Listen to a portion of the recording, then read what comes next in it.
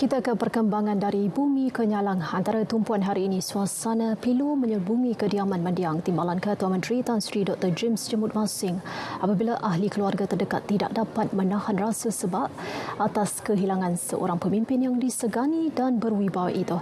Perinciannya kita terus bersama Vanessa Maring. Silakan Vanessa.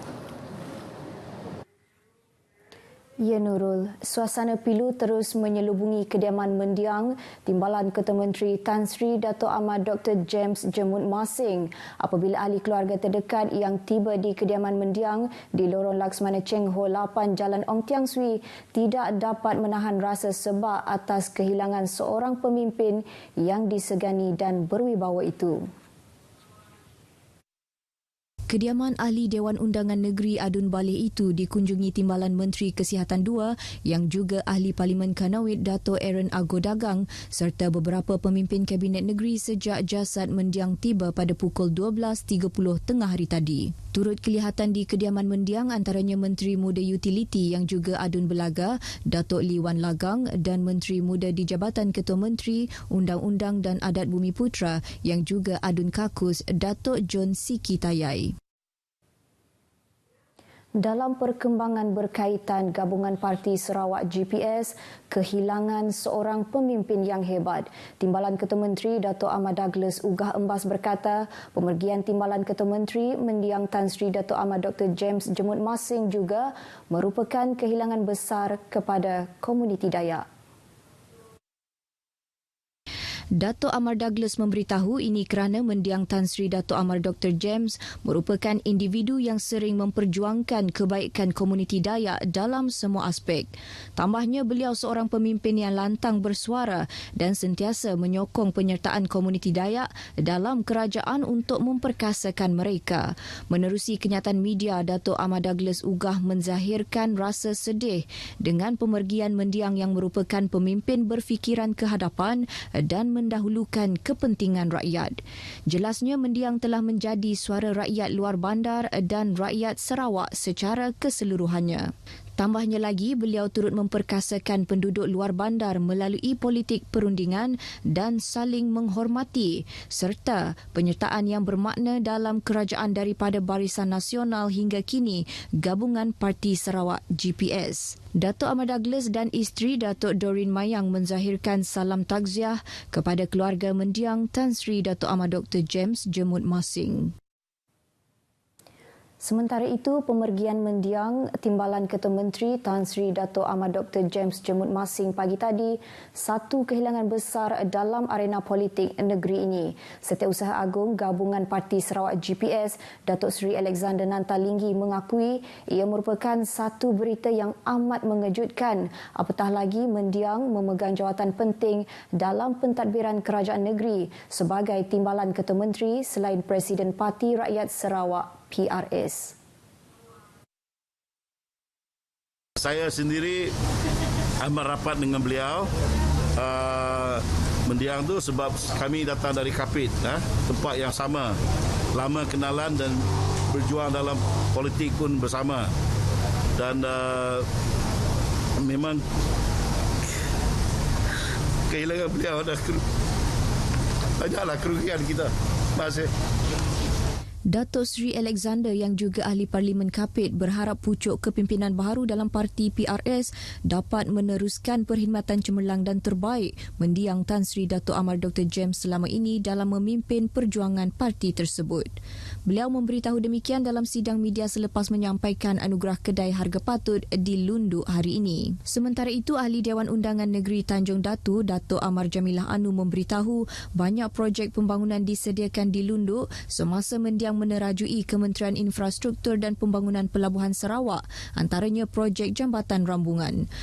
I feel so like miss him kerana rasa saya, sekali lagi saya sebutkan, we treat him like one of our family members also, in spite of saya ni orang Melayu, dia berketurunan Dayak dan isteri dia seorang Ulu, tetapi kita live like kita berkawan secara baik dan macam terasa keluarga kita.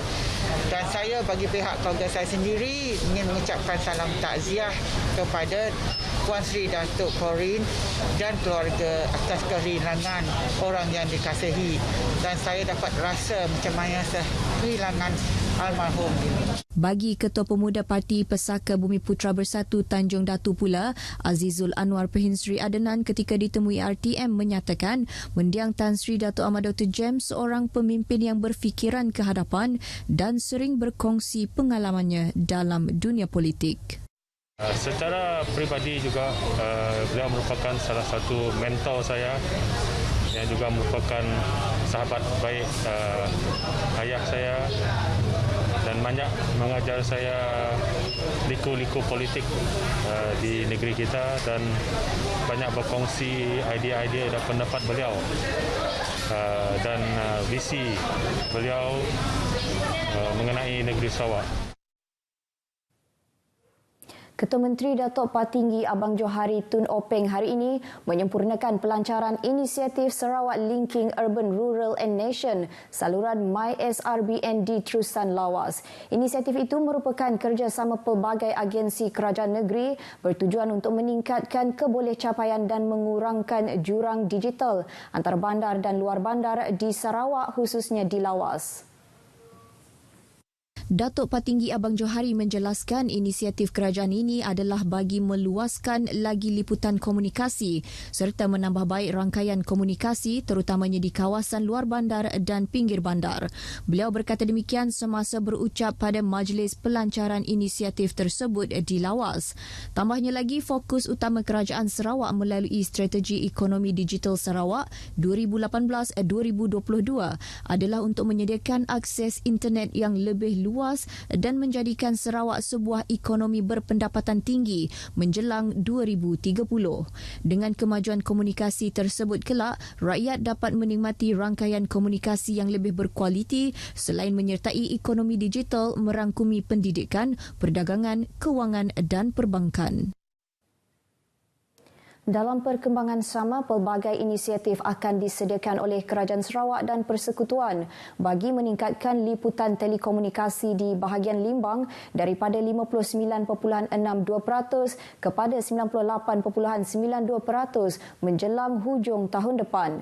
Menurut Timbalan Ketua Menteri Dato' Amar Awang Tengah Ali Hassan, antara inisiatif yang telah dirancang dan akan dilaksanakan adalah Sarawak Multimedia Authority Rural Telecommunication Smart, Sarawak Rural Broadband Network MySRBN, Jalinan Digital Negara Jendela dan Wi-Fi saluran. Jelasnya lagi, inisiatif tersebut dilaksanakan melalui kerjasama pelbagai agensi kerajaan negeri seperti Lembaga Multimedia Sarawak, Perbadanan Ekonomi Digital Sarawak dan Sarawak Information System Sendirian Berhad serta Kerajaan Persekutuan melalui Suruhanjaya Komunikasi dan Multimedia Malaysia. Beliau berkata demikian semasa majlis pelancaran Sarawak Linking Urban, Rural and Nation saluran MySRBN di Terusan Lawas hari ini. Tambahnya, sebanyak 150 kawasan luar bandar dan pedalaman dengan diliputi perkhidmatan MySRBN yang menyasarkan 45,000 buah rumah dengan kelajuan internet hingga 30 Mbps. Dengan itu, sekian perkembangan berita dari Sarawak. Kita kembali bersama Nurul di Angkasa Puri. Silakan. Terima kasih Vanessa. Baik saudara, berita wilayah akan berehat seketika.